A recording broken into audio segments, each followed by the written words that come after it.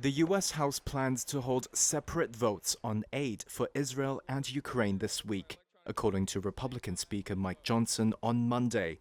This comes after months of Republican divisions have delayed aid.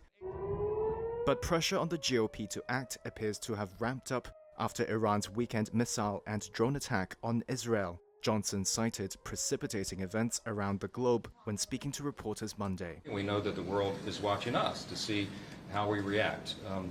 We have terrorists and tyrants and terrible leaders around the world like Putin and Xi and in Iran, and they're watching to see if America will stand up for its allies and in our own interest around the globe, and we will.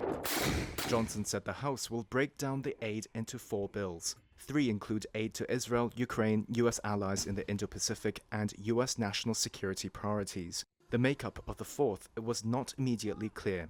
Johnson says the new House bills will provide roughly the same amount of foreign aid as a Senate one that House Republicans stalled earlier this year, which is roughly $95 billion, but differs by including some aid in the form of a loan. And Johnson expects the vote to come by the end of the week. GOP House Majority Leader Steve Scalise voiced support for the aid and cited Iran's recent attack. If you just look at what we did to help Israel to shoot down the rockets and drones, those were a lot of American assets that were used, so we need to replenish our own supply. House Speaker Johnson also faces a threat from hard-right Republicans to oust him if he allows Ukraine aid to go ahead. On Monday, Republican hardliner group the House Freedom Caucus released a statement calling for aid to Israel but not to Ukraine.